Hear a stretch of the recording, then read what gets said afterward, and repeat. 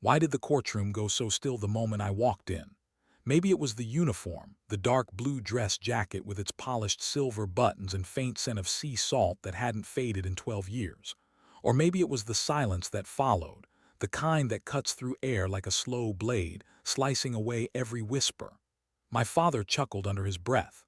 My mother shook her head, that same disappointed tilt she'd worn my entire life. But the judge froze. His hand trembled when he whispered almost to himself, "My God, is that really her?" I stood at the door for a heartbeat longer than I should have, staring at faces I used to know, all looking at me like I'd just walked out of a ghost story. No one said a word. That was the first time in my life my parents ever went quiet because of me. 2 days earlier, I'd been trimming the overgrown alias in my front yard when the envelope came. Cream-colored paper, embossed with the county seal of Portsmouth Family Court, Virginia. The seal looked familiar in the way an old wound feels familiar. I wiped the sweat off my forehead, tore it open, and read the words that would drag me back home. Case 4238, B. Carter versus Carter. Petition for property division. Plaintiffs Robert and Margaret Carter. Defendant Evelyn Carter. For a moment, I thought I was reading someone else's story, but the letters didn't rearrange themselves. My parents were suing me. I laughed, a dry, exhausted sound that cracked in the hot air. The kind of laugh that comes when you've seen too many absurd things to cry about one more. I carried the letter inside, set it on the kitchen table, and stared at it until my eyes blurred. My dog, Knox, an old German shepherd with a limp that matched mine, padded over and rested his head on my knee. "Guess they finally found another way to talk to me," I murmured, running a hand over his fur.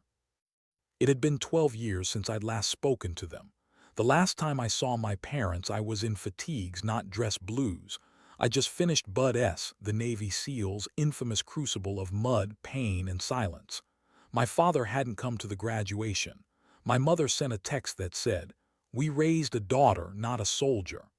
I stopped expecting them to understand after that. For years, I served quietly, logistics and extractions, the unseen pulse behind the missions that made headlines. I wasn't a hero, not in the storybook sense. I was the one who made sure heroes got home. I carried that pride in silence. Then one night outside Alhuda, an IED ripped through our convoy. I woke up 3 days later with a rebuilt knee, a limp, and a silver star I didn't feel I deserved. My best friend, Chief Louis Ortiz, hadn't made it. They folded the flag over his coffin while I stood on crutches, numb. That was the last time I'd worn this uniform until now. I'd built a small life after that. Bought a quiet house near Norfolk, planted a garden, learned to sleep through the sound of passing freight trains instead of mortar rounds. The silence was heavy but survivable. My parents never called. Not once. That night, after reading the summons again, I made a pot of coffee and pulled my old Navy chest from the closet. The metal creaked when I opened it, that sound I hadn't heard in years. Inside, the uniform lay folded with care, its blue wool still carrying a trace of salt air. Beneath it sat the flag they'd given me after Louis's funeral. My hands trembled as I lifted the jacket out. Knox tilted his head, watching me with those steady amber eyes. "Guess they'll finally see who I really became," I whispered. The next morning I called the courthouse. A woman answered, her voice brisk but kind. "Yes, ma'am," she said. "Your parents are petitioning to have the family property transferred to them on grounds of abandonment." Abandonment. The word hit like shrapnel. That's what my father had called me the night I enlisted. "You're abandoning your family," he'd shouted, his mechanic's hands still slick with grease. "No, Dad," I said, holding my duffel tight. "I'm serving something bigger than myself." He never forgave me for that. I drove out that afternoon. The farmhouse still stood barely. Paint peeling, porch sagging, the oak tree in front half dead. That house had belonged to my grandfather, a Navy man who'd built it with his own hands after returning from Okinawa. He used to say, "Every board's got a story, Evie. Take care of the wood and it'll take care of you. He'd left that house to me. Now my parents wanted it. At first, I didn't feel anger, just disbelief. Like they were erasing the one good thing that ever connected us. That night, I pulled out a letter I'd kept for years from my commanding officer after my discharge. Commander Carter, you've served with quiet distinction. Remember, honor doesn't always look like victory. Sometimes it's just the courage to show up. I read it twice. Then I laid the letter beside the uniform and began brushing dust off the fabric. The metals gleamed faintly, silver, bronze, blue, each one an echo of a life I'd lived far from here. By dawn, I stood in front of the mirror, fully dressed in my blues for the first time in over a decade. The jacket fit tighter, but the weight was the same. Pride, duty, and a trace of grief. I thought of going in plain clothes to keep the peace. But then I imagined my parents telling everyone I'd failed, that I'd come home broken. Not this time. I ran a hand through my hair, squared my shoulders, and whispered to my reflection, "Let's end this quietly." Knox barked once as if to agree. The morning sun cut through the blinds, painting the kitchen gold.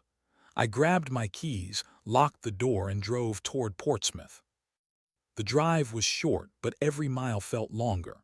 The summer air hung thick with humidity and salt, and by the time I reached the courthouse, my palms were slick. I parked near the old diner where Dad used to take us on Sundays.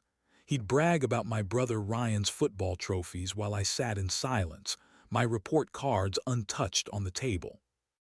The courthouse looked smaller than I remembered, bricks faded, the flag at half-mast. A janitor swept the steps. His eyes caught the ribbons on my chest. "Ma'am," he said softly, uncertain whether to salute. "Morning," I replied.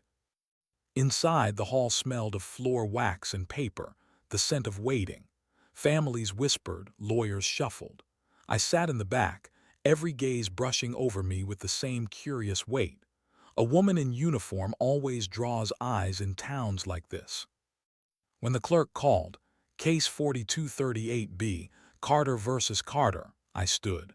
My knee ached with the old, familiar throb, but my steps were steady. Seeing them again hit harder than expected. Dad had aged but not softened.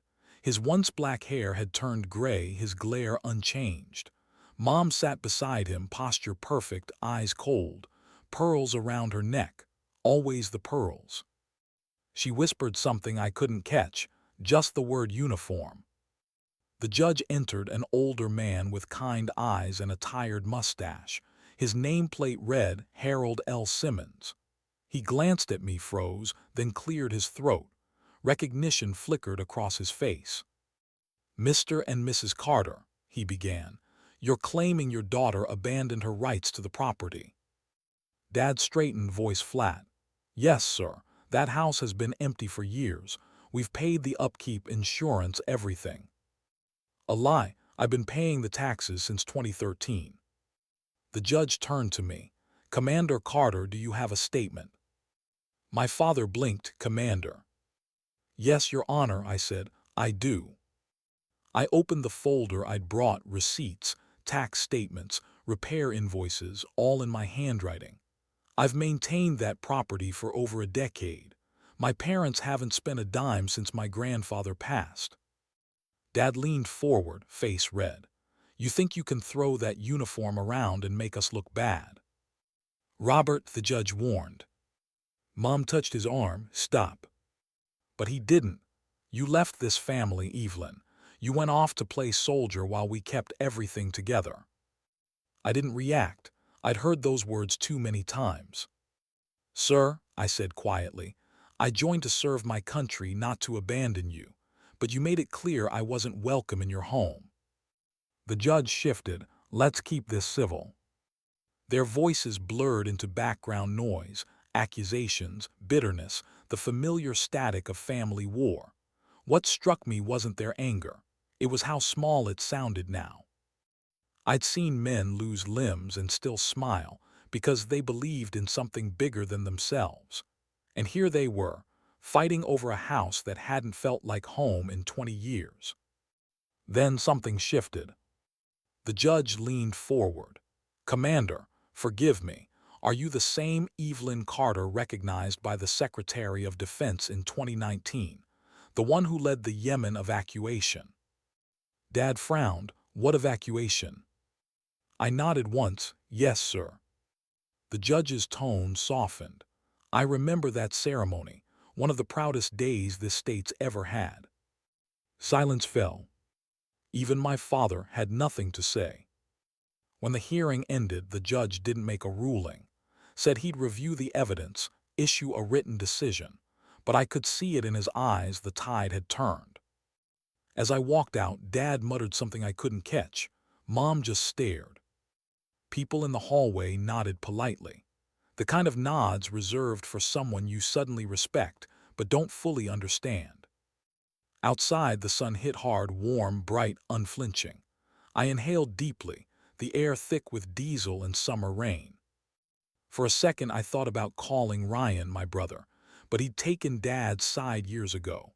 Told me once, "You think you're better than us because of that uniform." Maybe I did, or maybe I just learned not to bow to the wrong kind of pride. That night, I stopped at a roadside diner. The waitress poured my coffee and said, "You look like you've had a long day." "You could say that." She looked at the uniform. "Thank you for your service."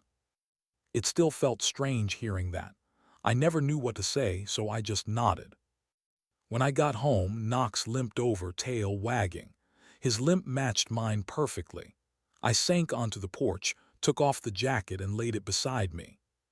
The stars were faint, but I could still find the North Star, the one Grandpa used to point to. When you lose your way, Evie, look for something steady, the sea, the sky, or your own heart. That night, I realized I hadn't lost my way. I just stopped walking back to where I didn't belong.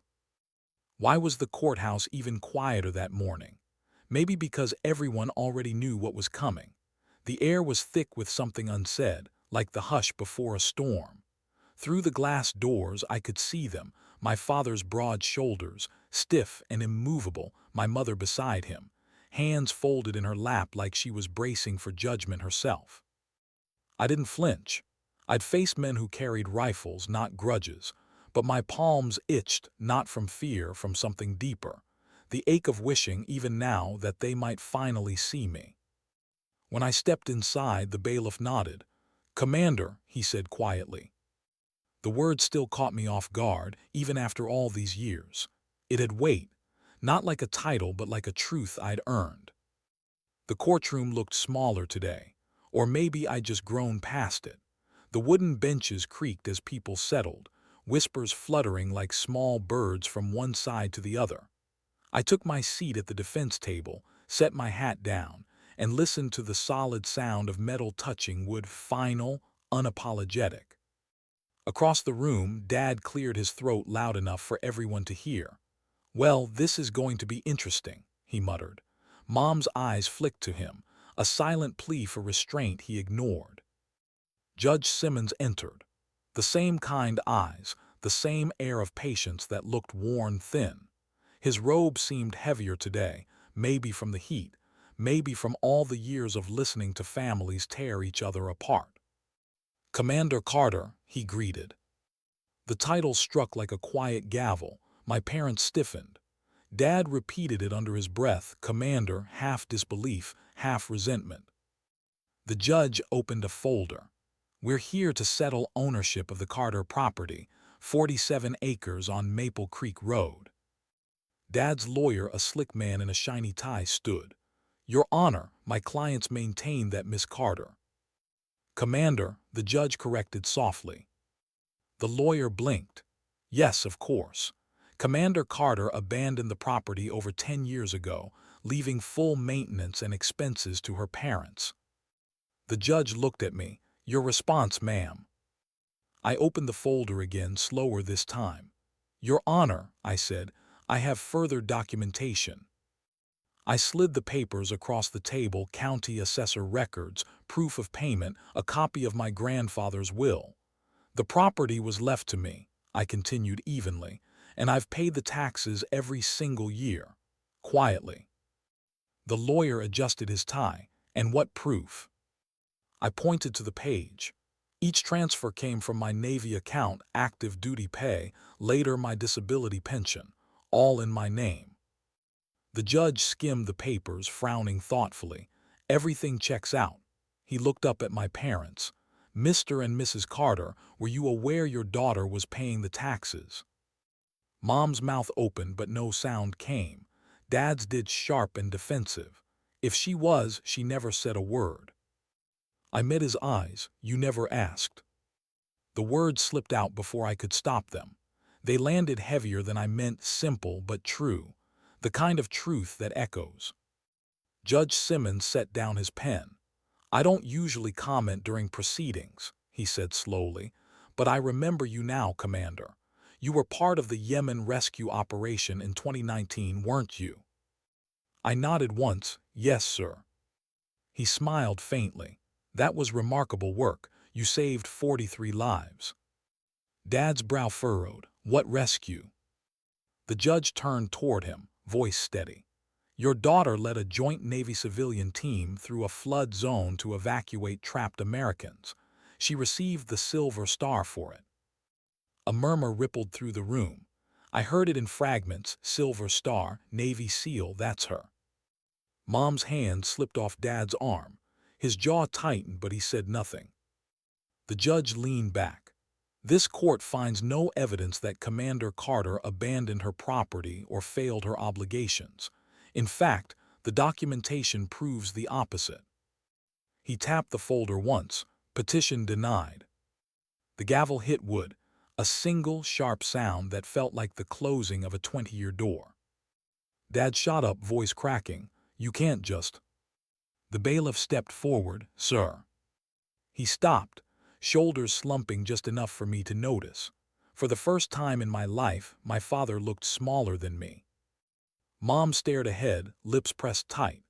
I gathered my papers, my fingers trembling. Not from triumph, but from release. That strange tremor when you've carried something too heavy for too long and suddenly put it down. As I turned to leave, the judge's voice followed me, quiet, almost to himself. My God, he whispered again, is that really her? He wasn't talking to the clerk or the gallery. He was talking to the memory of the daughter my parents had refused to see. Outside, the midday sun hit me full in the face, warm, merciless. A couple of locals nodded as I passed, small gestures of respect, or maybe apology. One old man in a veteran's cap straightened and saluted. I returned it automatically. In the car, I exhaled for the first time all day. The steering wheel was hot beneath my palms. Knox would be waiting at home, probably packing, tail wagging, his limp echoing mine. But I didn't start the engine. I just sat there watching the courthouse through the windshield.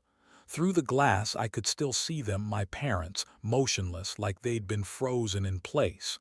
Maybe they were remembering, or maybe, for the first time, they were really seeing me. I drove without thinking until the road curved toward the harbor. The tide was low, the docks lined with boats creaking softly against the wind. Diesel, salt, rust, the familiar smell of old promises. I parked near the water and got out, my reflection rippling in the oily surface. The uniform jacket caught the orange light of the sunset, glowing like something sacred and untouchable. I sat there on the pier for a long time. The gulls screamed overhead, the waves lapped quietly below. People think being in the SEALs means you're made of steel. They never see the cost, the nights you wake up choking on silence, the faces you can't forget, the letters you never send because you've already buried hope. I remembered one of those letters, half written on a cot in Djibouti, folded and never mailed. Dear Mom and Dad, I'm fine. Don't worry. I'd rewritten it 3 times, then tossed it into a burn barrel because I knew they'd never read it. During my second deployment, I got a package from an unknown sender, cookies, a tiny flag, a note that said, "Come home safe." For a moment, I'd let myself believe it was from them. It was. The chaplain's wife had sent it to every soldier on base. That night, I stopped hopping for mail. When I finally came home for good, there were no parades, no signs, no family at the gate. Just me, a duffel bag and a bad knee that screamed when it rained. I rented a one-bedroom near Norfolk, fixed engines, repaired radios, kept to myself. The neighbors thought I was just another quiet vet. I didn't correct them. Then one day, my bank flagged a tax payment error, the farmhouse account. I realized the system had stopped accepting my Navy transfer after discharge. So I paid manually every year without telling anyone, because it wasn't about the land. It was about my grandfather. He'd been the only one who believed in me. I could still see him sitting on that porch whittling wood with a steady hand, his old Navy cap hanging by the door. You've got your grandmother's eyes, Evie. Steady eyes. They don't flinch when life gets rough. He'd driven me to the bus station the day I enlisted. Mom wouldn't come. Dad said it was a waste of talent, but Grandpa hugged me tight. You come back whole, he whispered, even if you come back changed. He died 2 years later. They buried him without me. I was halfway around the world.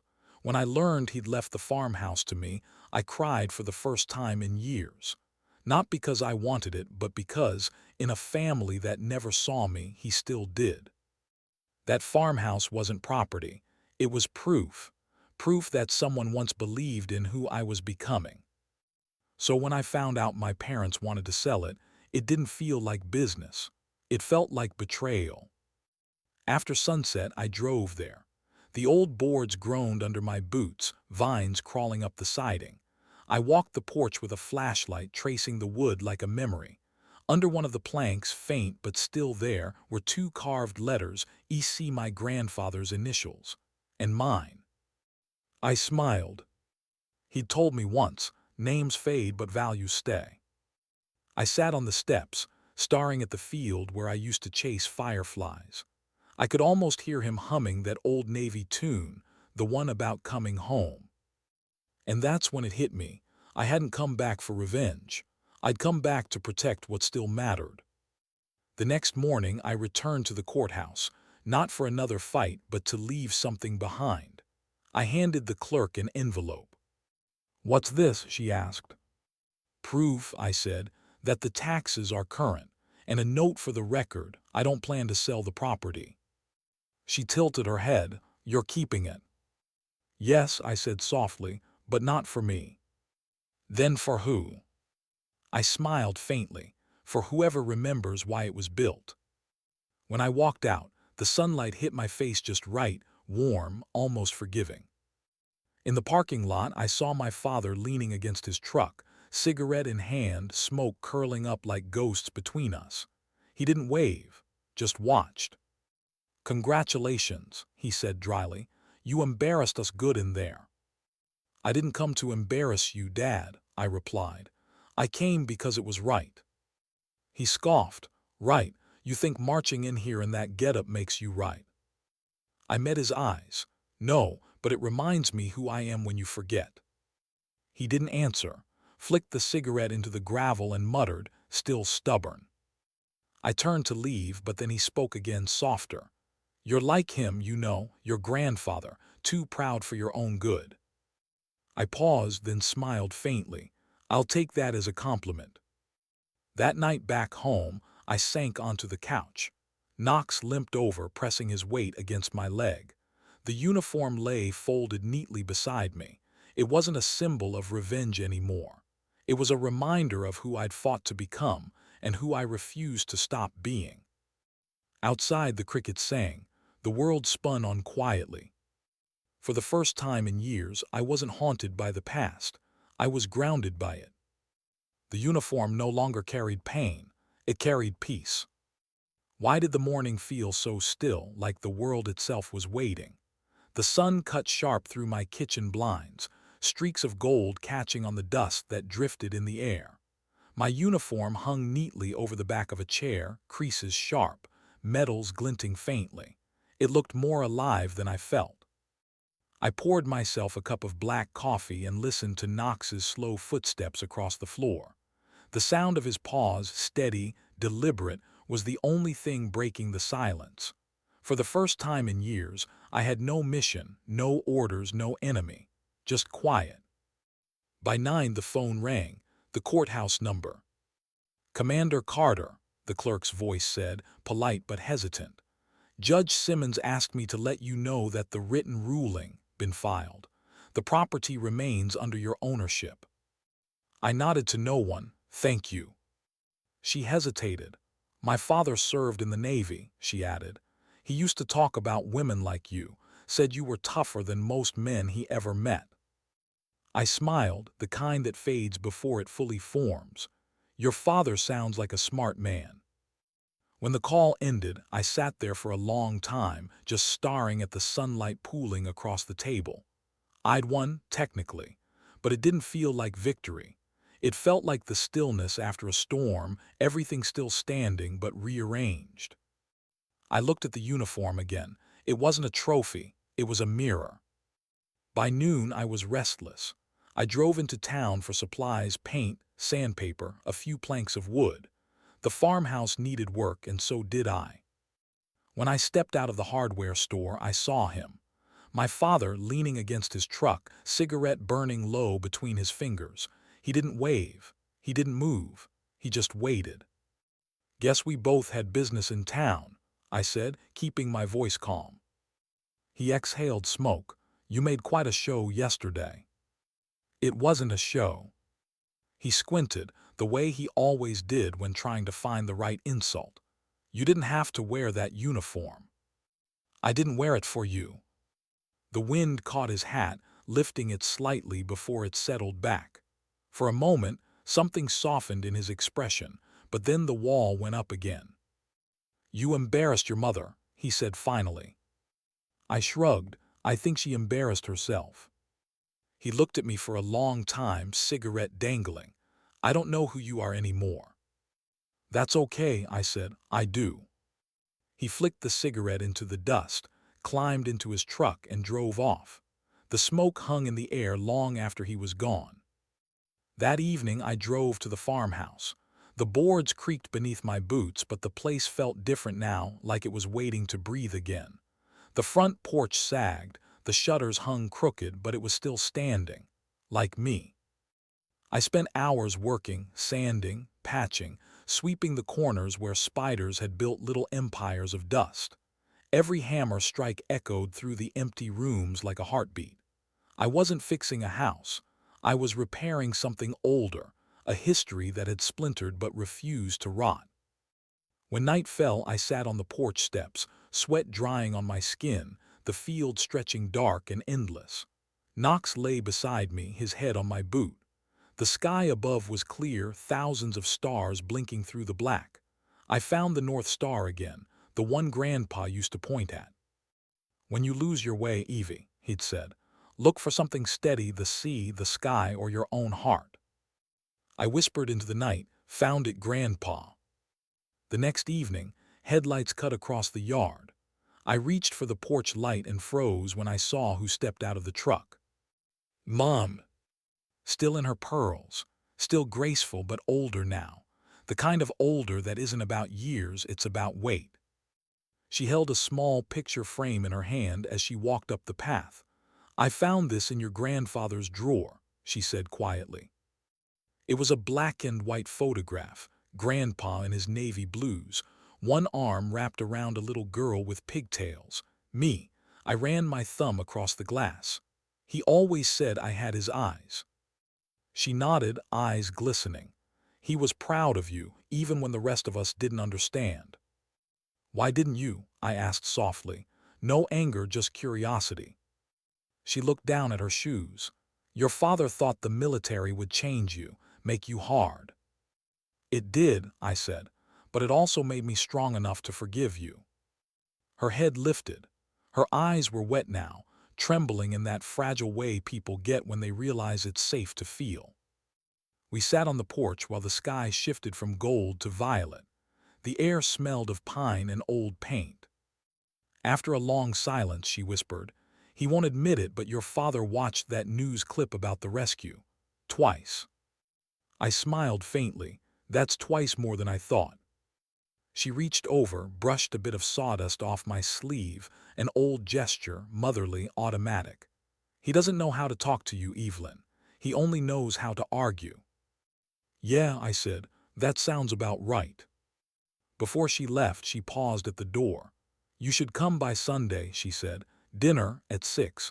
Your father might actually be home. It was the closest thing to an olive branch she'd ever offered. I'll think about it, I said. After she drove off, I walked the perimeter of the house again. My flashlight caught the rail of the porch, where something was faintly carved into the wood. I leaned closer. Strength without anger. The words were old, nearly worn smooth. Grandpa's handwriting, no doubt. I ran my fingers over them. You always did know what I'd need, I whispered. And it hit me. Maybe the real revenge wasn't silence in court or the shock on their faces. Maybe it was this, standing here now, calm, unbroken, still choosing decency after everything. The next few days blurred together. Work, sweat, quiet. I patched the roof, scrubbed the porch, repaired the swing that had once hung crooked for decades. Every nail I drove felt like forgiveness turned tangible. At night, I sat outside with Knox beside me, watching fireflies shimmer over the field. The air was heavy with the sound of crickets, water, and wind through the corn. It was peace, not the loud kind, not victory. The quiet kind, the kind you earn. Then one Friday evening, I saw another set of headlights turn into the drive. The truck door opened. My father stepped out. He didn't come close right away, just stood there, looking around like he didn't recognize the place. His eyes followed the repaired porch, the fresh paint, the fixed swing. You fixed the swing, he said finally. Yeah, I replied. Grandpa would have wanted it done right. He nodded once, slow. His eyes traced the fence line, the barn, the flag fluttering softly in the wind. You did good, he said. No smile, no hug, just those 3 words, but they carried more than a lifetime of arguments. He turned to leave, but I caught his voice again. See you Sunday, maybe? I asked. He paused, gave a small grunt. Don't be late. As he drove away, I sat down on the swing. The boards creaked beneath me, steady and sure. For the first time since childhood, the word home didn't hurt. Sunday came faster than I expected. The morning sky was gray, a thin drizzle misting the windows. Knox followed me from room to room, his nails clicking against the wood like a question he couldn't ask out loud. I looked at the uniform hanging on the chair, not the dress blues this time, just the khaki service uniform. Clean, simple. It wasn't about making a statement anymore. I just wanted to walk in as myself. The drive to my parents' house was quiet. Country radio hummed softly in the background, a song about time and forgiveness. The fields were gold, the kind of gold that comes before fall. It had been 12 years since I'd been to that house for dinner. 12 years of missed birthdays, unanswered letters, and news I'd heard secondhand. When I pulled into their driveway, the old barn stood the same, red paint now faded to brown. Dad's tools still hung in neat rows, soldiers waiting for orders. I parked beside his truck and took a breath before knocking on the door. Mom opened it, wiping her hands on a dish towel. You came, she said. Dinner at 6, I replied, glancing at my watch. Didn't want to be late. She smiled faintly. Your father's out back. The smell of roast chicken and baked corn filled the house. It almost tricked me into believing everything had always been fine. Almost. I walked to the porch. Dad was sitting on the steps, oiling an old Winchester rifle, unloaded, just ritual. Order pretending to be peace. Thought you wouldn't show, he said without looking up. I almost didn't, I admitted. He nodded, running the cloth along the barrel. Your mother said you might. We sat in silence. Rain tapped lightly on the tin roof, soft and steady. You kept the house, he said at last. I did. Gonna live there. Maybe fix it first. Grandpa built it right, it just needs care. He paused mid-stroke. He'd be glad you're taking care of it. I think so, I said quietly. He always believed in finishing what you start. He looked straight at me then. The years between us filled the air like fog. You think I was wrong, he said. I took a slow breath. I think you were scared. You wanted a daughter who stayed close. You got one who went far. His jaw tightened. You nearly got yourself killed. I know, I said, but I also help people live. He leaned back, eyes tired. Guess I didn't see it that way. You didn't want to. The rain eased. The smell of wet earth and sawdust drifted in. For a while, we just listened to it. Then quietly he said, You know, when that judge said your name, Commander Carter, I didn't even recognize it. I barely recognized you either, I said. He gave a small chuckle, dry, honest, fair. We went inside. Mom had set the table the same way she always used to, mashed potatoes on the left, gravy in the chipped blue bowl. For a moment, it almost felt normal. They asked questions not about medals or missions, but about life. How's your leg? Still aches when it rains. You living alone out there, just me and Knox. When I mentioned the dog, Mom smiled. You always did take in the broken ones. I smiled back. Guess I became one. Dad looked down at his plate. You're not broken, he said, voice low. You're just different now. Maybe, I said softly, but I'm still yours. He swallowed hard. Didn't think you'd ever say that again. After dinner, we stood outside watching lightning flicker far off in the clouds. The air was cool and damp. Remember that night before you left for boot camp? He asked. I told you not to go. I remember. I was wrong, he said simply. The words hung there between us, plain, unpolished, real. He reached into his pocket and handed me something small and worn. Grandpa's old pocket compass. He left this to me, Dad said, but I think it belongs to you now. I opened it. The needle spun once, then steadied north. Inside the lid, faintly etched, honor is the only direction that never changes. Thank you, Dad, I whispered. He nodded once and put a hand on my shoulder, awkward, heavy, genuine. When I drove away that night, the porch light stayed on behind me. Halfway down the drive, I looked back. They were both standing in the doorway, side by side. No waves, no words, but for the first time I didn't need either. Back home, I placed the compass beside the folded uniform. The brass caught the moonlight, casting a soft golden glow across the room. Knox curled up at my feet. The world outside was quiet again, different but right. Sometimes reconciliation doesn't come with speeches or tears. Sometimes it's just a porch light left on. That night I fell asleep, knowing the war between us was finally over. Why does peace feel heavier than war? Maybe because it asks you to sit still, to live with what's left after the noise fades. A few months had passed since that night on my parents' porch. The air had turned crisp, Virginia autumn sharp and clean, every breath smelling faintly of pine and rain. The farmhouse was almost fully restored now, porch repainted, swing creaking gently again, flag fluttering above the doorway. Every board I replaced, every nail I drove felt like a prayer not for victory, but for peace. Knox's fur had gone silver around the muzzle. He limped beside me as I worked, stubborn as ever, refusing to rest. Almost done, buddy, I told him, hammering the final board into the porch rail. Almost.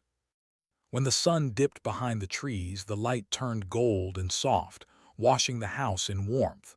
For the first time in years, the place didn't look abandoned. It looked alive again. I leaned against the railing, listening to the hum of distant crickets, the quiet rush of the wind through the fields. I thought about Grandpa, how he'd carved these very rails by hand when he came home from Okinawa. He'd built this place with nothing but calloused palms and quiet belief. Now, decades later, I finally understood what he'd meant when he'd said, "Every board's got a story. Take care of the wood and it'll take care of you." The house wasn't just shelter, it was memory made solid. That evening, as the last light faded, I saw headlights pulling into the driveway. One car, then another. My stomach knotted before my mind caught up. The first door opened, Mom, stepping out with her usual grace. Then Dad. Then my brother Ryan and his wife, holding a casserole dish like it was a peace treaty. I smiled faintly, wasn't expecting a crowd. Dad shrugged. Your mother said we should see the place before you finish it. Figured she was right. Mom's eyes swept over the porch, the barn, the fields. Smells like paint and coffee, she said softly. Your grandfather would have loved that. Ryan looked around awkwardly, hands buried in his jacket pockets. You did all this yourself. Mostly. He nodded slower this time. Looks good, real good. For a family that used to speak only in criticism, those two words, real good, hit like thunder. We ate dinner on the porch, simple food on mismatched plates. The sound of laughter came hesitantly, like a bird testing the wind, but it came. At one point, Dad lifted his glass of sweet tea. His hand trembled just a little. To the Carters, he said gruffly, and to the one who finally made us proud. The words caught me off guard. I froze, unsure whether to smile or cry. Then I lifted my own glass. To the ones who taught me what pride really costs. Mom's eyes glistened, but she smiled. Ryan laughed softly, shaking his head. You always gotta make it poetic, huh? Maybe I learned it from Grandpa, I said. Later that night when they left, I stood in the yard watching their taillights disappear down the dirt road. The porch light glowed steady above me. For once, it wasn't my light guiding the way. It was theirs. I thought about all those years of silence, the long stretches of pride mistaken for strength, of letters never sent, of love that only showed itself through arguments. All that time I thought justice was about being right. But now, standing there with the night breathing gently around me, I realized it was. Justice was about being honest, gentle when you finally could be. The next morning, I drove into town. The local high school had invited me to speak for Veterans Week. The principal, a kind woman with gray hair and a voice that carried calm authority, greeted me at the entrance. You ready? She asked. I've faced worse, I said with a small grin. The gym smelled of floor polish and anticipation. Banners hung from the walls, red, white, and blue, fluttering faintly in the air from the old ceiling fans. A few hundred students filled the bleachers, restless, curious, half bored the way kids usually are before something they don't understand. When the principal stepped up to the microphone, her voice carried clearly. This, she said, is Commander Evelyn Carter, Navy SEAL, logistics officer, and one of our own. The room went quiet, not out of protocol, out of respect. I walked to the microphone, hands steady, heart calm. I used to think honor was about medals, I began. My voice echoed slightly in the cavernous space. About rank, about being noticed. Then I learned it's about choices, the kind you make when no one's watching. The students leaned in. I told them about Grandpa, about the farmhouse, the porch carvings, the silence that taught me more than speeches ever could. I didn't talk about the courtroom or the years of estrangement. They didn't need to hear the bitterness. They needed to hear the lesson. Strength, I said, isn't the same as anger. You can raise your voice or you can raise your values. One will fade, the other will last. When I finished, the principal nodded toward the students. One by one, they stood, not because anyone told them to, but because something about those words landed. That night I drove back to the farmhouse under a sky full of stars. The world felt both vast and quiet. I parked in front of the porch, stepped out, and inhaled deeply. Diesel, pine, and faint wood smoke, the smells of home. I sat on the swing, the boards creaking softly beneath me, and reached into my pocket. Grandpa's compass. The brass was warm from my hand. The needle still pointed north. Inside the lid, beneath his old engraving, honor is the only direction that never changes, I'd added one more line. Forgiveness is the truest form of discipline. I let the words sink in as Knox rested his head on my lap, sighing softly. The wind stirred the flag overhead, and for a moment I could almost hear Grandpa's voice in the rustling leaves, low, steady, proud. I thought about that day in court, my father's bitter chuckle, my mother's shake of the head, the judge's stunned whisper. My God, is that really her? If I could go back to that moment, I wouldn't change a thing. They needed to see the uniform not as revenge, but as truth, the visible proof of everything they never understood about me. And I needed to remember that dignity isn't what you wear. It's what you keep when life tests you. The night deepened. The porch light flickered softly, fireflies drifting in and out of its glow. Somewhere beyond the fields, an owl called once, low and lonely. I leaned back on the swing, eyes on the horizon. "Grandpa," I whispered, "I think you can rest now." The wind answered with a soft rustle through the oak leaves. And for the first time in my life, I felt no bitterness. Just gratitude for the pain, for the silence, for every lesson that shaped me into someone who could stand in that courtroom without shouting, who could look at her family and see not enemies, but flawed people learning to understand. Peace isn't loud. It doesn't announce itself. It shows up quietly, in the way your father finally says, "You did good," in the way your mother asks you to dinner, in the way the porch light stays on long after you've driven away. I looked down at the compass one last time before heading inside. The needle didn't waver. It stayed true, no matter how I turned it. And I realized that's what life should be. Not perfect, not straight, but steady. As I climbed the stairs, Knox following close behind, I caught my reflection in the glass. No uniform, no medals, just me. The woman who'd walked through every kind of silence and come out the other side without letting it turn her cold. Sometimes dignity doesn't speak, it simply acts. And that's what I had done, quietly, stubbornly, completely. The farmhouse creaked softly around me, the sound of old wood settling into peace.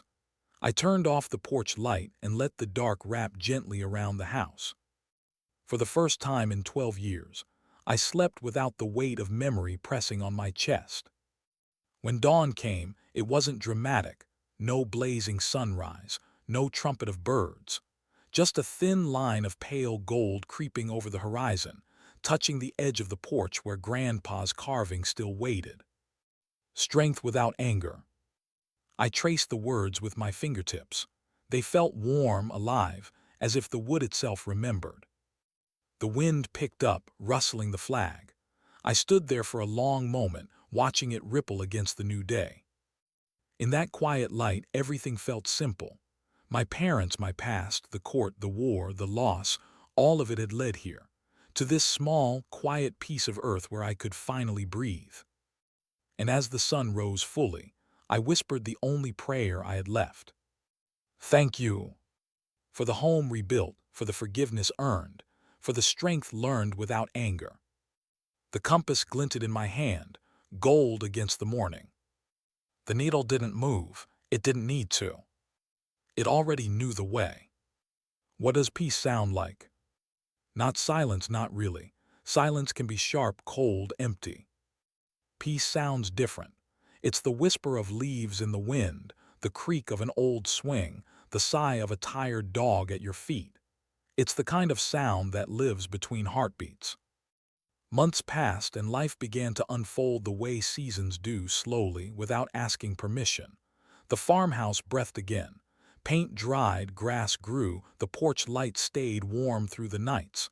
The world didn't change. I did. I started noticing small things, things I'd missed for years. The way morning sunlight spilled over the worn wood of the railing, the way Knox would tilt his head toward the east like he was listening to ghosts. There was a rhythm to it all, soft and forgiving.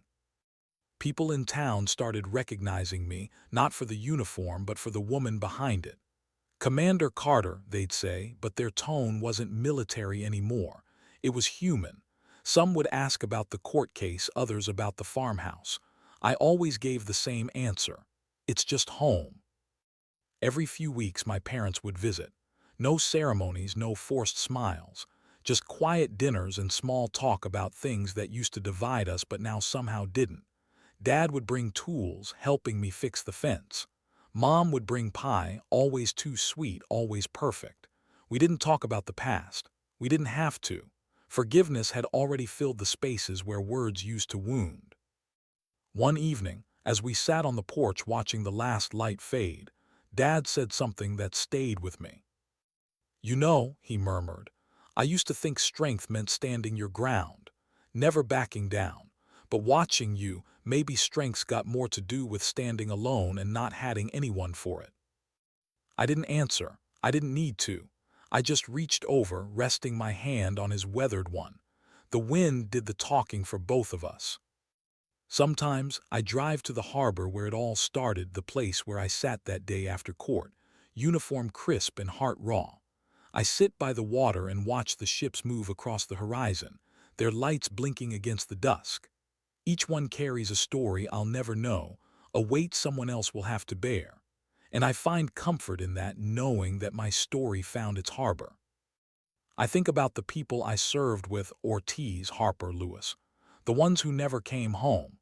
I used to think they'd be disappointed if they saw me like this, living quiet, fixing fences instead of breaking barriers. But maybe this peace is exactly what they'd want for me. When you live through war, you start to think survival is the same as living. It's not. Survival is breathing. Living is remembering why. For years, I tried to be louder than the silence my parents left behind. I tried to prove worth through medals, through missions, through the noise of purpose. But dignity doesn't shout. It doesn't ask to be seen. It just is. The world still sees uniforms as symbols of victory. I see them as mirrors. They show you what's left when everything else has been stripped away: your fear, your pride, your truth. I remember the look on the judge's face that day, the tremor in his hand when he whispered, "My God, is that really her?" I used to think he was shocked by the uniform. Now I know better. He wasn't seeing a soldier. He was seeing a person who came home carrying everything war can't take: composure, decency, grace under fire. There's a quiet power in restraint, in not returning every wound you're given, in standing steady when the world expects you to break. That's what the military taught me, though not in any manual. It taught me that courage isn't charging forward, it's holding your ground with kindness, even when it's mistaken for weakness. Sometimes I still get letters from students who heard me speak, from veteran spouses, from daughters trying to understand fathers they can't reach. They all ask the same thing in different words. How do you forgive the people who never said sorry? The truth is, you don't wait for the apology. You build your own peace and let it be loud enough for both of you. Forgiveness isn't about pretending it didn't hurt. It's about not carrying that hurt so long that it becomes who you are. The night before Veterans Week ended, I went back to the high school gym. It was empty this time, chairs stacked, banners folded. I walked across the floor and stood at the podium again. My voice didn't echo now. It just rested in the air. I thought of all the times I'd stood at attention, silent and stoic, while the world tried to define what honor looked like. And I realized, honor isn't a medal pinned on your chest. It's the calm in your heart when no one's watching. It's the choice to walk away from pride when you've already won. I looked up at the rafters where a single American flag still hung. The fabric fluttered slightly in the draft. I whispered, "Thank you." Not to the flag, not even to the country, but to the journey, the one that broke me just enough to let light through the cracks. Back at the farmhouse that night, I built a small fire in the old stone pit. The flames cracked and whispered as if remembering their own stories. Knox settled beside me, his muzzle resting on my boot. I pulled the compass from my pocket again. The engraving glowed faintly in the firelight. Honor is the only direction that never changes. And beneath it, my own addition: forgiveness is the truest form of discipline. The needle trembled once, then found its balance, pointing north like it always had. It struck me then, honor isn't something you chase. It's something you align yourself to again and again, no matter how far off course life drags you. I used to think my parents' disapproval had broken something permanent inside me. It hadn't. It had just tested the shape of my resolve. Now when I see them, when Dad laughs, when Mom hums while setting the table, I understand that love can survive silence. It just waits, quietly, until someone's strong enough to start again. The porch light still burns every night, not because I need it, but because it reminds me that light doesn't belong to one person. It's something we take turns keeping alive. And every morning, when the first light hits the compass on my nightstand, I trace the words with my thumb and whisper the same thing I've whispered since the day I walked into that courtroom. Stay steady, stay kind, stay true. The uniform still hangs in the closet, pressed and ready. Not for court, not for battle, just for remembrance. Sometimes I take it out, run my fingers along the seams, and think of the lives it carried through storms, the weight it bore when I couldn't speak for myself. It reminds me that strength doesn't always roar.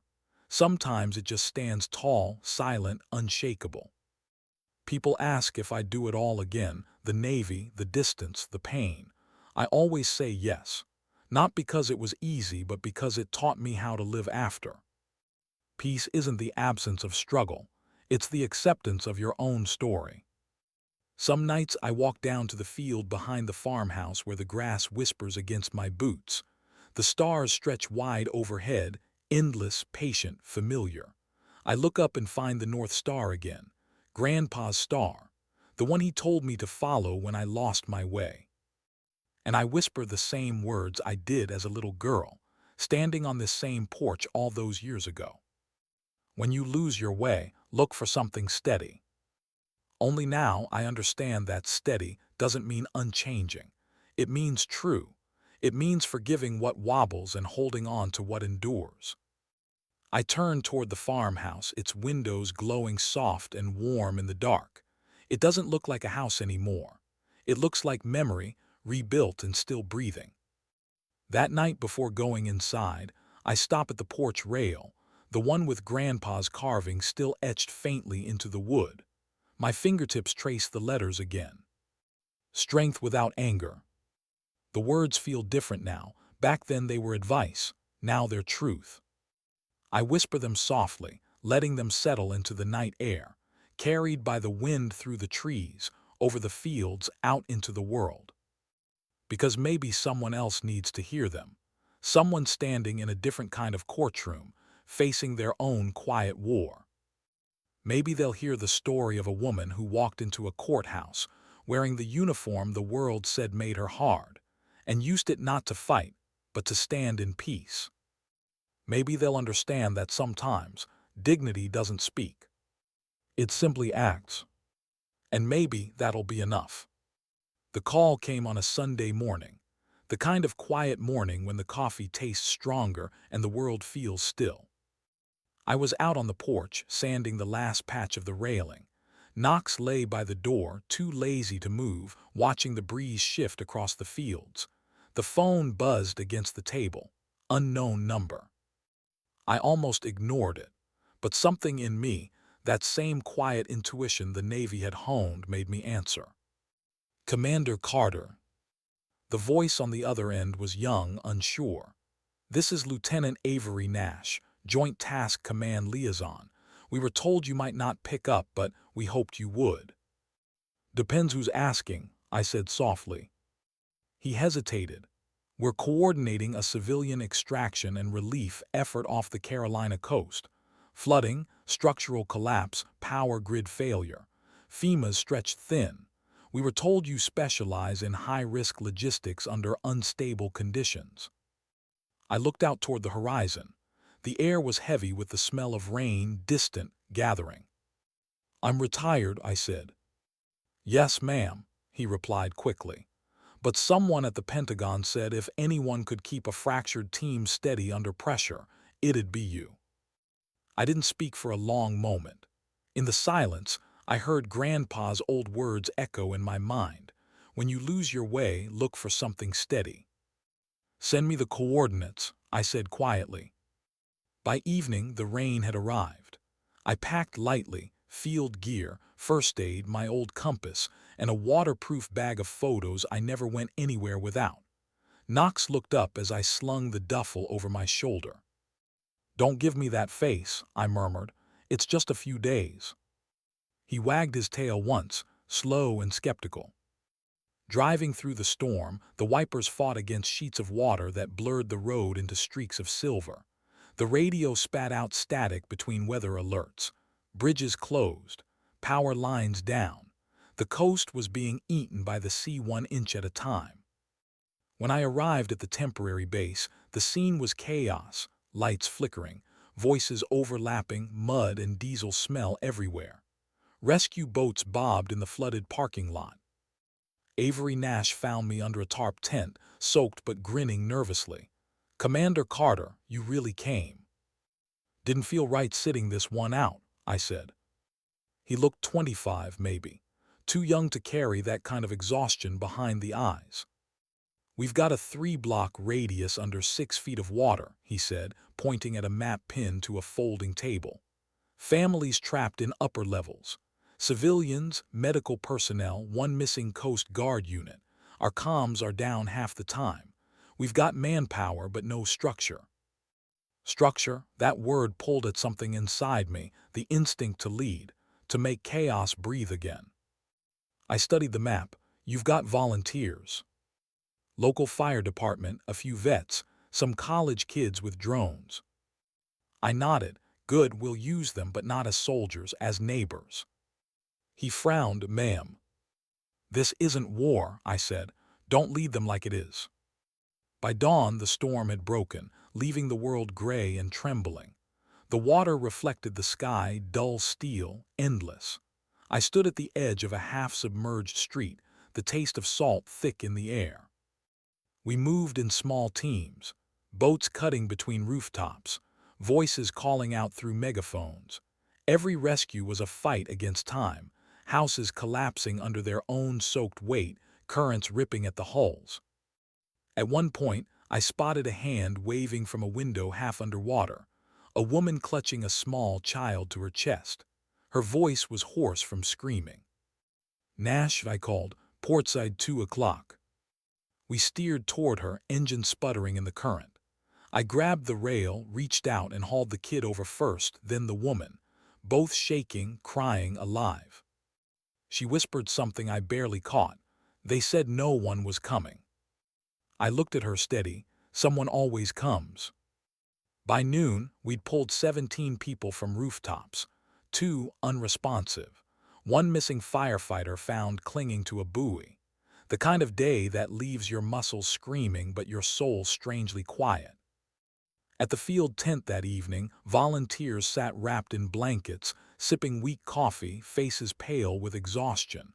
Nash walked over, tablet in hand. "We're down to the last sector, the school building. Floodwaters are receding, but the structure's unstable." "How many inside?" I asked. 7, maybe 8. "Then we go at dawn," I said. He hesitated. "Commander, you don't have to." "I know," I said. "That's why I'm going." The rain started again just before sunrise, a thin drizzle this time. We pushed through waist-deep water, debris floating around us.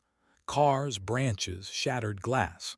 The school stood half-submerged, windows blown out, paint stripped by the wind. Inside, the air was thick with damp paper and silence. Every sound echoed too long. We found them in the gymnasium, huddled on the bleachers, cold but alive. A teacher, 4 students, 2 custodians. Relief rippled through the team like electricity. Then came the crack. The far wall split, a groan deep as thunder. "Move," I shouted. We guided them out fast, water surging behind us. The last student stumbled, and Nash caught her arm, hauling her clear just as the gym collapsed inward with a roar.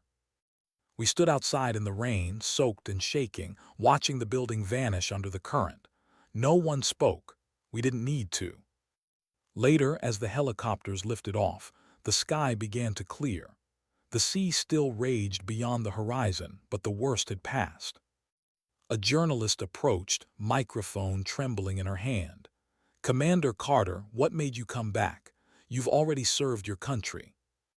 I looked past her, toward the ruined town where people were hugging strangers, where volunteers were still pulling debris aside with bare hands. "Service doesn't end when the war does," I said quietly. "It just changes its shape." That night I sat by the edge of the flooded street, watching reflections of lights shimmer across the water. Nash sat beside me, silent, still trembling from the adrenaline. "You ever wonder," he said softly, "why people like you keep coming back, even after everything?" I smiled faintly. Because once you've seen how fragile life is, you stop asking why it's worth saving. He nodded, looking down at the compass I'd set between us. The needle glowed faintly in the camp light. "What's that?" he asked. "An old promise," I said, "to never lose direction even when the map runs out." We sat there until the last generator died, the night folding in around us. Somewhere in the distance, thunder rolled like memory. When I finally drove home the next day, the fields were green again. The sky, impossibly blue. Knox barked the moment I pulled into the driveway, tail wagging like I'd been gone a lifetime. I unpacked, showered, and stepped out onto the porch. The air smelled like earth after rain, clean, alive. I placed the compass back on the railing, right beside Grandpa's carved words, "Strength without anger." For the first time, I realized what those words had truly meant. Strength isn't what keeps you standing when life tries to break you. It's what makes you kneel beside someone else when they can't stand at all. That's the lesson I took from that storm. That's the one I'll keep. As the sun dipped below the hills, I could hear faint laughter from somewhere far away, the kind of laughter that only happens after fear. It was the sound of people rediscovering hope. And maybe that's all I've ever wanted. Not medals, not recognition, just proof that decency still survives the flood. I leaned against the porch rail, looking out over the fields, the same ones Grandpa had tended, the same ones that had outlived every storm. The compass needle shimmered once, steady, unshaken. And in that moment, I understood. The mission never really ends, it just gets quieter. Sometimes the world doesn't need you to fight. It just needs you to show up. And so I did. The wind carried the smell of rain and cut grass across the Virginia fields, that soft scent that comes before summer truly begins. Evelyn stood on the porch, one hand resting on the wooden railing where her grandfather's carving still caught the morning light. Strength without anger. Knox lay at her feet, his fur gone silver, chest rising slow and even. The farmhouse looked alive now, painted, repaired, breathing. A flag fluttered above the doorway, its colors a little faded from storms but no less proud. It had been 3 months since the Carolina flood. The mission still replayed in her mind some nights, not the chaos or the danger, but the still moments between. A mother's trembling hands passing a child across the water. A young lieutenant learning that leadership wasn't about volume but steadiness. Evelyn hadn't gone looking for purpose again, but sometimes purpose comes looking for you. The call came from the local Veterans Center. "Commander Carter," the woman on the line asked, her tone both professional and hesitant. "We were wondering if you'd consider coming in to talk with some of our younger recruits, volunteers training for emergency coordination." "Recruits?" Evelyn asked, brow raised. "Yes, ma'am. Civilian response trainees. They've been reading about the Carolina operation. Someone mentioned your name." Evelyn smiled faintly. "Let me guess, Lieutenant Nash." The woman laughed softly. "You could say that." Evelyn glanced at Knox, who tilted his head as if to ask whether they were moving again. "All right," she said.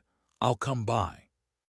The Veterans Center sat near the edge of town, a brick building softened by ivy and time. Inside, the smell of old paper and coffee filled the halls. Photos lined the walls, black and white portraits of men and women in uniform, faces that seemed to look right through you. The training room wasn't large. Maybe 20 young faces turned toward her as she entered, some wearing FEMA jackets, others in plain clothes. Their chatter stilled almost instantly. Evelyn didn't wear her dress blues this time, just a khaki shirt and worn boots. The uniform wasn't needed, the presence was enough. Avery Nash stood near the back, leaning against a wall, arms folded. His grin widened when he saw her. "Told you she'd come," he murmured to the instructor beside him. Evelyn nodded to him, then faced the group. "I'm not here to talk about medals," she began. "Or rank. You'll forget those. I'm here to talk about what happens when everything goes wrong and people still need you to stand steady." A girl in the front row raised her hand. "Ma'am, were you afraid during the flood?" Evelyn smiled softly. "Yes, fear's natural. What matters is what you do after you feel it. If you pretend it's not there, you'll freeze. But if you acknowledge it, you'll move carefully, clearly." She paused, letting the words settle. Courage isn't the absence of fear, it's partnership with it. The group leaned in, notebooks open, pens hovering but forgotten. She told them about the logistics of chaos, the quiet math of rescue, the art of staying calm when everything screams panic. But beneath the practical lessons, she spoke of something deeper: restraint, empathy, patience. When the session ended, they clapped. Not the loud kind, the grateful kind. Avery waited until the room cleared. "You still have it," he said. "Have what?" "That command voice, the one that makes people stop fidgeting and start listening." Evelyn chuckled. "It's not a voice, it's belief. They hear it when you mean what you say." He nodded, then handed her a folder. "The center's starting a mentorship initiative. They want experienced veterans to pair with civilian trainees for crisis management. I thought of you." She thumbed through the papers: names, contact numbers, schedules. "You think I'd make a good teacher?" "I think you already are," he said simply. Over the next few weeks, the farmhouse became a quiet base of operations. Recruits came in small groups, bringing laptops, notepads, and the same restless eagerness Evelyn remembered from her own first deployments. They practiced communication drills, coordination planning, even basic survival tasks. Evelyn watched them stumble, argue, fail, then try again. Each mistake reminded her of her younger self, driven, impatient, determined to be perfect before realizing that perfection has no place in crisis. One evening, a young man named Tyler, barely 20, stayed behind after training. He lingered near the porch railing, staring at the horizon. "Something on your mind?" Evelyn asked. He hesitated. "My dad's a firefighter. He always said people like me weren't tough enough for this kind of work." Evelyn studied him quietly. "And what do you think?" "I think he's right," Tyler admitted. "When we were on the simulation today and that roof collapsed, I froze. Everyone else moved and I just couldn't." Evelyn leaned against the railing beside him.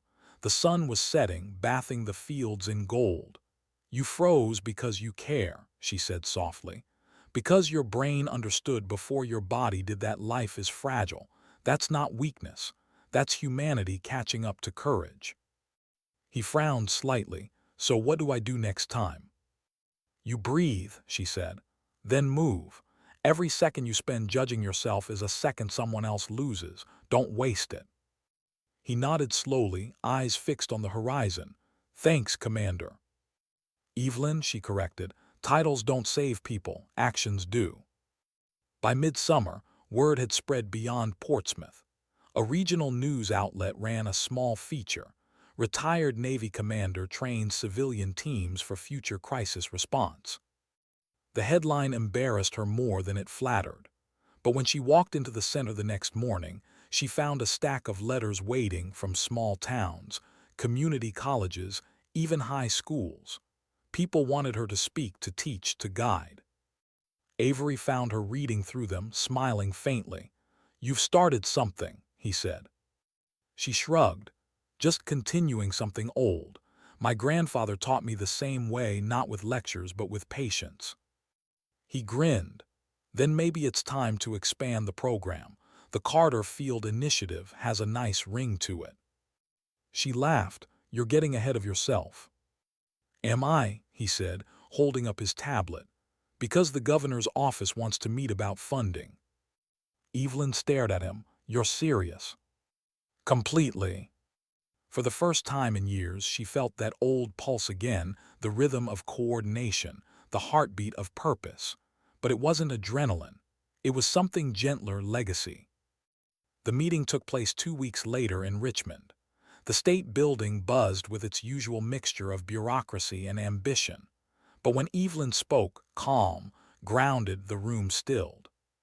She explained the vision: a network of civilian-led, veteran-trained crisis units across the state, teams built not on hierarchy but cooperation, each member trained to lead, to follow, to adapt. When she finished, one of the officials asked, "And you're willing to oversee this personally?" Evelyn looked around the table. "I'm willing to teach people to oversee it. Leadership should multiply, not depend." The room went silent again. Then the chairperson smiled, approved. Back at the farmhouse that evening, Evelyn sat on the porch with Knox, the air thick with fireflies. She held Grandpa's compass in her hand, the brass worn smooth from use. The needle, as always, pointed true north. "You were right," she murmured into the night. "Every board's got a story. Guess mine isn't done yet." Knox thumped his tail once in lazy agreement.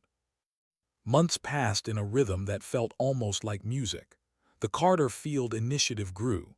Training sites popped up across counties. Veterans who'd once felt forgotten now found purpose again, teaching logistics, first aid, calm under fire. Evelyn visited each site, never as a commander, always as a mentor. She carried a small notebook instead of a clipboard, jotting down ideas and moments that moved her. She watched one group complete their first independent rescue drill without a single command from her. They coordinated through silence and trust, exactly as she'd hoped. Avery walked beside her, pride evident. "You realize you've built something bigger than any unit you ever commanded." She nodded slowly. "No, Avery, we built it, that's the point." He hesitated. "So what now?" Evelyn looked toward the open field beyond the training center, where the sun melted into the horizon. "Now," she said softly, "we make sure it outlives us." One evening, while sorting old files, she found a letter tucked inside her navy chest. The envelope was yellowed, the ink faint. It was addressed to Commander E. Carter, never sent. It was from Chief Louis Ortiz, dated 2 days before the IAD that had taken him. "If you ever make it home, Ev, promise me you won't disappear into the quiet. The world still needs steady hands, not for war, for everything that comes after." Evelyn folded the letter carefully, tears stinging her eyes but not falling. She set it beside the compass. "Promise kept," she whispered. Autumn returned with its gold and rust. The farmhouse stood steady, its porch light glowing each night, not as a beacon of memory anymore, but as a signal of continuity. Young trainees still visited.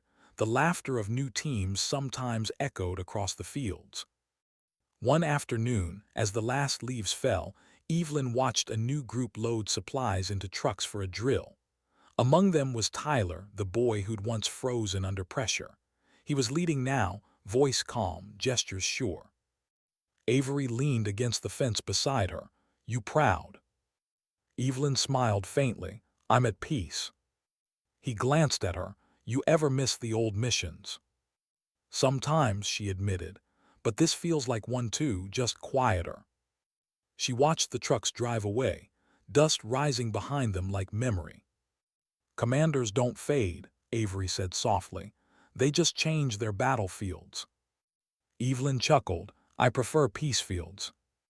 That night she sat on the porch with a mug of tea, the stars sharp and endless above. The air was cool, the wood beneath her warm from the day's sun. The mission had changed shape again. Not rescue, not command, but legacy. She learned to lead without shouting, to serve without fighting, to build without needing to own. and as Knox sighed beside her, head resting on her boot, she whispered the words that had carried her through every season, every silence, every storm. Stay steady, stay kind, stay true. The wind stirred the fields gently in reply, steady, kind, true. Winter arrived without warning that year. The mornings turned brittle and bright, frost feathering the porch rails where Evelyn's grandfather had once carved those words, strength without anger. The air bit at her lungs when she stepped outside, but she welcomed it. The cold reminded her she was still alive, still here, still useful. Knox was slower now, his steps shorter, his naps longer. He followed her from room to room, tail wagging like a metronome marking the rhythm of quiet days. The farmhouse had grown into something larger than shelter. It had become a gathering place. Every few weeks, trucks rumbled up the dirt road carrying volunteers, veterans, and trainees eager to learn from the woman who had somehow turned calm into command. Inside, the walls were lined with photographs, not of medals or ceremonies, but of people, faces from flood rescues, forest fires, earthquake zones. Every frame carried the same expression: relief, gratitude, humanity. Evelyn looked at them often, not with pride, but with the kind of peace that comes from knowing you finally became the person your younger self needed. One evening, as she prepared notes for the upcoming statewide conference on crisis leadership, she heard a car crunching over the gravel outside. The headlights swept across the porch. She opened the door to find a young woman climbing out, a heavy coat, a duffel bag, and a nervous expression. "Commander Carter," the girl asked, breath clouding in the cold. "I'm Naomi. Avery Nash said you might have a room." Evelyn smiled faintly. "You drove all the way from D.C. for this?" "Yes, ma'am. I got assigned as regional liaison for the Carter Field Initiative. Thought it'd be better to learn from the source." "Well," Evelyn said, stepping aside, "then you'd better come in before the frost decides to stay." That night, over soup and cornbread, Naomi explained how the program had expanded. Dozens of response teams now operated across the East Coast. Some were civilian-led, some veteran-guided, all built on Evelyn's model of quiet command. "They call it the Carter Method now," Naomi said shyly. Evelyn laughed softly. "Sounds like something they'd teach in a boardroom, not a flood zone." Naomi grinned. "Maybe, but it works. We had a chemical plant explosion near Raleigh. The local team followed your structure exactly. Minimal chaos, no fatalities."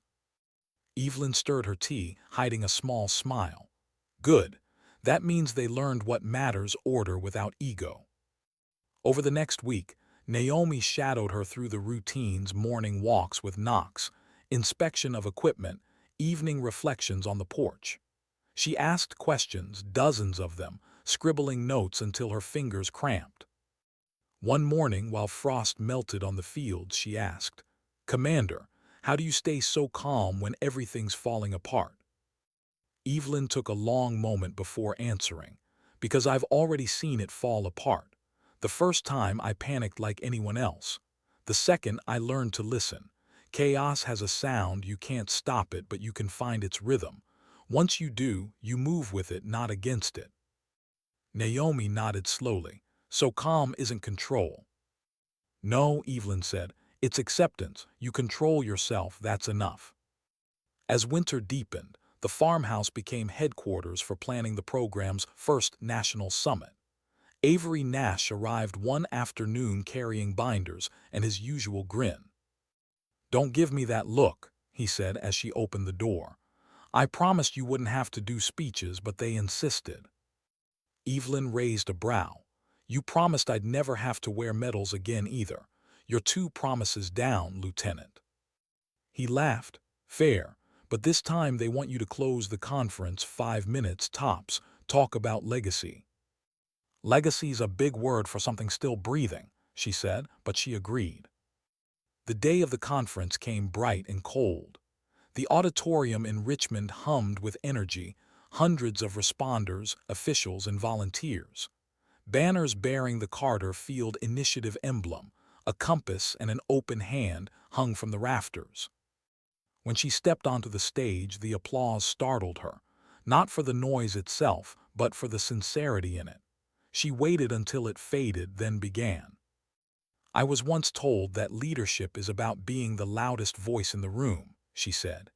"Years later, I learned it's about being the calmest one."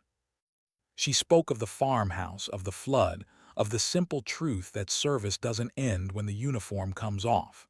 Her words carried the weight of lived experience, gentle, deliberate, true. "Strength without anger," she finished softly. "That was my grandfather's lesson. It's what built the house I live in, the teams you've built, and maybe, if we're lucky, a steadier world." The hall rose in quiet applause, not roaring but heartfelt. Avery wiped his eyes discreetly. Naomi clapped until her palms reddened. Back at the farmhouse that evening, Evelyn hung her coat by the door and sat on the porch with Knox. Snow had begun to fall, fine and silent. She watched it gather on the railing, on the old compass resting there. The phone buzzed beside her, a message from Naomi. "They've asked if you'd consider consulting for the National Disaster Corps. No rush. Rest first." She smiled, tucking the phone away. Rest sounded nice. But rest, she knew, was another kind of work, learning to stop without losing purpose. The next morning, Evelyn woke early. The snow outside glowed blue in the dawn light. She brewed coffee, pulled on her coat, and stepped into the cold. Knox followed, tail wagging weakly. Together they walked to the edge of the field, where the ground sloped toward the woods. She could see the first training camp tents in the distance, the next group arriving to learn. Their voices carried faintly through the air, young and eager. Evelyn crouched, resting a hand on Knox's head. "Looks like they don't need us as much anymore, huh?" He leaned into her touch, breathing slow. She smiled. "Good, that's how it should be." By late afternoon, Avery and Naomi returned with supplies for the new trainees. When they reached the porch, Evelyn was sitting in her chair, eyes on the horizon, coffee cup beside her, expression soft and still. Knox lay curled at her feet, asleep. "Commander," Naomi called gently. No answer. Avery approached slowly, then stopped. He knew peace when he saw it. Evelyn's hand rested lightly on the compass. The needle still pointed north. For a long moment, neither of them spoke. Then Avery whispered. She stayed steady. Naomi nodded, tears slipping silently down her face. And true. The funeral was held a week later on the farmhouse lawn. Veterans, trainees, and townspeople gathered under a pale sky. No military fanfare, just a folded flag, a simple wooden box, and the sound of wind through the fields. Avery gave the eulogy. "She taught us that silence isn't absence," he said, voice steady. "It's space for thought, for courage, for grace." He looked out over the crowd. "She built teams that outlast fear, and she left us her compass, not the brass one, but the kind you keep inside." When the service ended, Naomi placed the physical compass atop the small stone marker. The engraving caught the sunlight. "Honor is the only direction that never changes." Beneath it, new words had been added: strength without anger, steady without fear. Knox's collar lay beside it, worn smooth. Years passed. The farmhouse became the Carter Field Training Center. Recruits arrived every season: firefighters, nurses, teachers, engineers. They learned to read maps, to stabilize injuries, to listen before leading. And above every doorway, carved into wood, were the words Evelyn Carter had lived by. Naomi eventually became director of the program. Avery retired and moved nearby, tending the fields Evelyn once walked. Sometimes, when trainees asked about the woman in the photos, the one with calm eyes and a faint, knowing smile, Naomi would tell them, she wasn't just a commander. She was proof that gentleness can command the storm. One summer evening many years later, a young volunteer lingered on the porch after training. He was barely 19, shoulders narrow, confidence uncertain. Naomi joined him, leaning against the rail. "Long day?" she asked. He nodded. "Ma'am, do you think people like me can really make a difference?" Everything feels so big in disasters, politics, the world. Naomi smiled softly. Evelyn Carter once said something about that. What? She said the mission never really ends, it just gets quieter. The boy frowned thoughtfully. What's that mean? It means showing up matters more than shouting, she said. It means calm is contagious, and it means you don't have to save the whole world, just the part that's in front of you. He looked down at the railing, tracing the carved words with his fingers. Strength without anger. She sounds like someone worth meeting, he murmured. Naomi looked out across the fields, where fireflies blinked in the dusk. You just did, she said. That night the wind swept softly through the trees, carrying with it the hum of laughter, the scrape of boots, the quiet murmur of people preparing to serve. Somewhere in that sound lived the echo of Evelyn Carter's voice, calm, patient, steady as ever. Stay steady, stay kind, stay true. And above the farmhouse, the porch light still burned, not as mourning, but as guidance. A reminder that the greatest leaders are the ones who teach others to listen and then step quietly aside. Because peace, after all, isn't silence. It's continuity.